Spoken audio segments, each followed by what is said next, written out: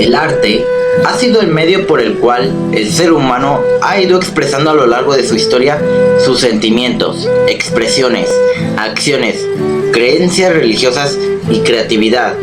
Durante el Virreinato de la Nueva España se dio un importante desarrollo en las artes, en todos los ámbitos culturales. En el video de hoy hablaremos de las expresiones artísticas novohispanas. La bonanza económica que vivió la Nueva España se reflejó en el desarrollo cultural y artístico del virreinato. La construcción de conjuntos conventuales se caracterizó por su suntuosidad y magnificencia, tanto en su arquitectura como en su decoración. Estos conventos intentaban mostrar al mundo su grandeza e importancia de la Iglesia Católica y del virreinato de la Nueva España. Para su edificación y decoración, los frailes contaron con numerosa mano de obra indígena. La fachada y los interiores de estas construcciones fueron decorados con esculturas, relieves en piedra y pinturas murales que se usaban para reforzar las enseñanzas y dogmas de la fe católica. Uno de los principales estilos artísticos de la Nueva España fue el arte barroco. El arte barroco surgió en Europa durante el siglo XVII y parte del siglo XVIII. Sirvió como instrumento para difundir la fe católica ante la expansión del protestantismo. Tenía una tendencia a la escenificación y el espectáculo, a la saturación de los espacios con formas irregulares y curvilíneas. El barroco predominó en las cortes absolutistas europeas y llegó a ser un estilo internacional con marcadas diferencias regionales. Por ejemplo, en los países protestantes, como los reinos alemanes y los Países Bajos, el barroco tuvo características muy distintas al de Francia, Italia o España. El ámbito cultural novohispano del siglo XVII y buena parte del XVIII estuvo marcado por la corriente artística del barroco. Este estilo se caracterizó por el uso de formas exuberantes, decoración excesiva, monumentalidad, efectos teatrales, formas dinámicas y el uso de la fantasía. Las catedrales adquirieron un estilo particular, ya que en su construcción se usaban materiales propios de la región y ponían de manifiesto la creatividad de artistas y artesanos mestizos e indígenas. Una de las manifestaciones del arte barroco que más gustó en la Nueva España fue el churrigueresco, también como el barroco estípite. Se caracterizó por una ornamentación excesiva que aludía a la exuberancia de la naturaleza novohispana. En el ámbito del teatro, diversos autores novohispanos plasmaron en sus obras las costumbres y vicios de la sociedad novohispana. En el ámbito de la literatura, el siglo XVII fue el más rico en literatura barroca, desde la que se incursionó en todas las ramas del conocimiento humano: poesía, filosofía, astronomía, teología, pintura y música, entre otras. Algunos de los mayores escritores de aquí de la Nueva España fue Juan Ruiz de Alarcón y Sor Juana Inés de la Cruz. La música también se vio influida por el esplendor del barroco. Las composiciones de esta época estaban impregnadas de un exaltado sentimiento religioso y festivo. En la danza se impusieron nuevas modas en la corte española, como el zapateado, la seguidilla y el fandango. Habían dos tipos de barroco. El primero, el barroco salomónico, el cual presentaba mucha decoración y columnas en forma de espiral, mientras que el barroco estípite ya no usaba columnas, sino pilastras en forma del cuerpo humano. Los retablos fueron estructuras de madera, muchas veces recubiertas con lámina de oro, que contenían esculturas y pinturas de algún santo.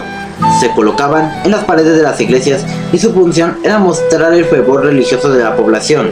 Su composición era en forma cuadricular y su decoración tuvo el mismo desarrollo marcado por los estilos artísticos. Por otro lado, la escultura novohispana fue otra de las artes relacionadas con el quehacer de la iglesia y la evangelización. Se crearon esculturas de madera que representaban santos, a Jesucristo y otros personajes católicos. Para hacer las esculturas se llevó a cabo la técnica del estofado, la cual consistía en aplicar una mezcla conocida como bol y sobre esta adherir hojas delgadas de oro. Después, este oro podía ser pintado con colores y motivos como flores y hojas, para finalizar con un esgrafiado hecho con punzones para hacer círculos, rayas o puntos sobre la capa de pintura y que el oro quedara al descubierto. La escultura se terminaba con las llamadas encarnaciones, es decir, que se daba color a la piel, al rostro, manos y piel de la figura humana. En el siglo XVIII surgió en Francia el estilo rococó, difundido por Europa en la época de Luis XV. El rococó se caracterizó por su luminosidad y refinamiento. Retrataba la vida cortesana de la aristocracia y también la vida lujosa de la alta burguesía. Reflejaba el esplendor de las cortes, en particular la francesa. El barroco y el rococó fueron los antecesores del neoclásico, corriente artística surgida en el siglo XVIII como contraposición y respuesta a los excesos de los estilos artísticos anteriores. Siguiendo los principios del siglo de las luces, el neoclásico impulsó el conocimiento basado en la razón y se inspiró en la arquitectura y escultura de la antigüedad grecorromana, así como en el Renacimiento, que a su vez ya había recuperado aspectos del arte clásico. Enalteció lo simétrico, la armonía y simpleza de las líneas, la precisión del dibujo sobre el color. El estilo neoclásico fue empleado políticamente primero por los despotas ilustrados para demostrar que estaban acorde con los tiempos y que impulsaban nuevos espacios para el beneficio de sus súbditos. Luego, fue usado como símbolo de los ideales burgueses de la Revolución Francesa y como contraposición al barroco de la nobleza en el antiguo régimen. También fue empleado en la propaganda imperialista de Napoleón Bonaparte y Estados Unidos de América lo adoptó como símbolo de su república. El neoclásico surgió a finales del siglo XVIII en Europa, inspirado en las ideas racionales de la Ilustración, así como obras de la antigüedad grecorromana, inspiración surgida por los descubrimientos arqueológicos de antiguas ciudades romanas. Este estilo sombrío y austero se oponía a la exuberancia, profusión de ornamentación y el lenguaje rebuscado del barroco. El neoclásico, guiado por las ideas ilustradas, buscaban una belleza razonada y la perfección por medio del estudio. Durante este periodo, el retrato adquirió mayor importancia y se convirtió en signo de jerarquía social. Este género, junto con una gran cantidad de cuadros anónimos, nos ilustran las costumbres de la época y nos permiten identificar a la sociedad novohispana a través de estratos sociales. Los despotas ilustrados europeos promovieron la formación de academias de arte que difundieron los ideales del neoclasicismo y su canon de belleza, las formas clásicas vinculadas a la cultura grecorromana. En 1752 se fundó en Madrid la Academia de San Fernando, pero no fue hasta 1778 cuando Carlos III envió a Nueva España al grabador Jerónimo Antonio Gil para instalar en la Ciudad de México una escuela de grabado que comenzó a operar en la Casa de Moneda en 1781. Entonces surgió la iniciativa desde el virreinato de fundar una academia de artes novohispana. Carlos III aprobó la formación de la academia en 1783, financiada con contribuciones de la Real Hacienda, el Tribunal de Minería, el Ayuntamiento de la Ciudad de México y aportaciones menores de ayuntamientos de otras ciudades. Fue así que se fundó en 1785 la Real Academia de las Nobles Artes de San Carlos. Fue en esta institución donde se difundió y reglamentó el movimiento neoclásico. Además, desarrolló a los máximos exponentes de esta corriente. La Academia de San Carlos abrió sus puertas en 1785 con un director general y directores específicos para arquitectura, pintura y escultura. En la academia se enseñaba grabado, pintura, escultura, geometría y arquitectura de estilo neoclásico a jóvenes becarios de la ciudad y la provincia. Cuando los estudiantes regresaban a sus ciudades de origen, expandían el arte neoclásico por otras regiones de Nueva España. Con el tiempo, Se fueron profesionalizando los cursos y se hicieron exámenes rigurosos. Entre los profesores de la época virreinal se destacaron Pablo González Velázquez en arquitectura, Manuel Tolsa en arquitectura y escultura, y Rafael Gimeno y Planes en pintura. En ese mismo año, el rey Carlos III decretó la libertad del trabajo en las artes de la escultura, pintura, arquitectura, grabado y dibujo, que ya no debían subordinarse a ningún gremio, salvo a la academia. La arquitectura neoclásica se difundió en algunas partes de la Nueva España, a partir del trabajo de los maestros y estudiantes de la Academia de San Carlos. Uno de los más destacados fue Manuel Tolsa, quien era maestro de escultura y arquitectura, así como director de la Academia. Tolsa diseñó y edificó el Palacio de Minería, sede de las actividades del Real Seminario de Minería de la Ciudad de México. Este edificio consta de 3 plantas. La inferior estaba destinada a servicios como despensa, estaban las habitaciones de los estudiantes y oficinas de la administración y personal del colegio. En la planta alta estaban las aulas y una capilla. La fachada tiene una composición simétrica con una entrada principal dividida en 3 arcos con columnas y un remate de frontón clásico. En la parte superior corre una balaustrada, característica común en los edificios diseñados por Tolsa.